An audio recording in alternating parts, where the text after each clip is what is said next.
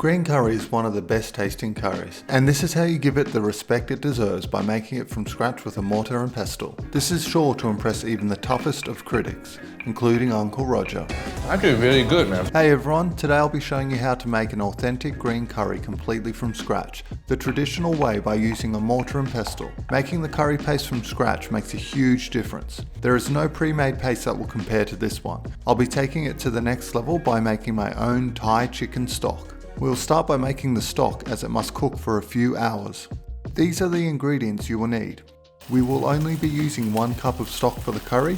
You can freeze the rest for another time. Chicken frames are cheap and work perfectly for this stock. Add 1 kilogram of chicken frames and 3 liters of water to a heavy base pot over high heat to bring to the boil. Then reduce the heat and simmer for an hour with the lid on. Meanwhile, roughly crush 1 teaspoon of white peppercorns. Crush and peel 5 to 6 cloves of garlic. No need to cut them up. Clean the dirt off 3 coriander roots. Cut the top halves off the 2 stalks of lemongrass and cut into large chunks. Slice a large daikon into rough pieces. A daikon is also called a white radish. Now the vegetables are prepared, we can make the curry paste as the stock continues to boil. These are the ingredients for the curry paste. This is enough paste to make 2 curries. You can freeze the other half for another day. Now we must prepare the ingredients for the paste. Roughly chop 2 to 3 coriander roots and 5 coriander stems with the leaves. The roots are for flavour and the leaves are for colour.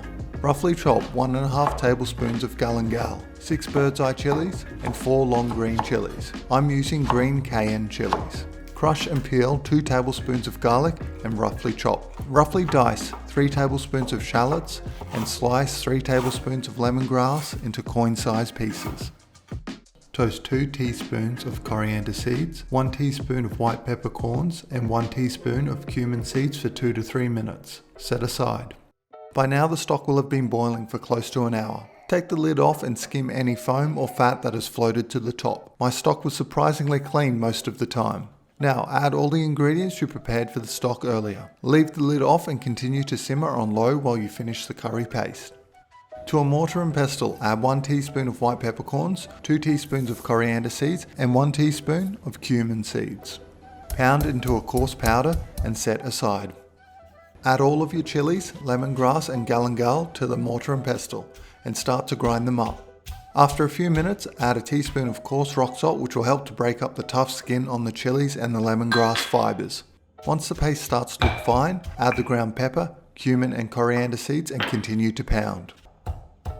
After a few minutes, add the coriander roots, stems, garlic, shallots, kaffir lime zest and about 10 to 20 Thai basil leaves for colour. Continue to combine for a few more minutes. Now add a teaspoon of shrimp paste. It may smell bad, but it really adds a great depth of flavour to our curry. Continue to pound the mixture into a fine paste like this. It should take about 5 to 10 more minutes. Set aside your green curry paste.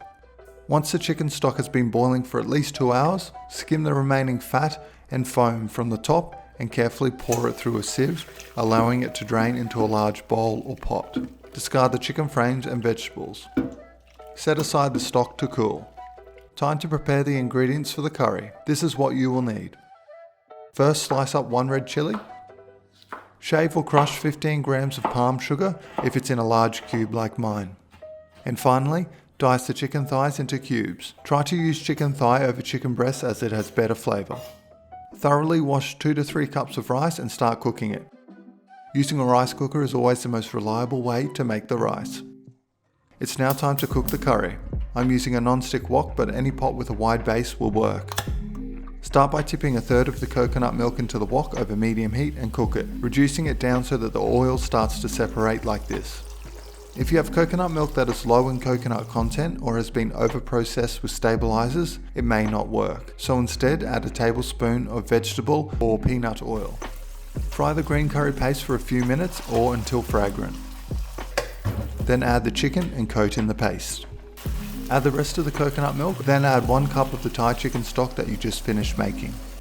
Cook for about 5 minutes and add 1.5 tablespoons of fish sauce, the palm sugar and tear in 4 kaffir lime leaves. These kaffir lime leaves add the most beautiful flavour and aroma to the curry. Dip in 1 teaspoon of MSG and 1.5 cups of bamboo shoots, simmer for another few minutes. Turn off the heat, add the red chili and 20 Thai basil leaves and stir through. And there you have it, you've just made authentic Thai green curry from scratch that tastes amazing. It would make Uncle Roger say, let's give it a taste. What a treat. Intense depth of flavours with just the right amount of spiciness. This is the ultimate Thai green curry for me. If you found this video helpful, please leave a like, subscribe for more. Thanks for watching.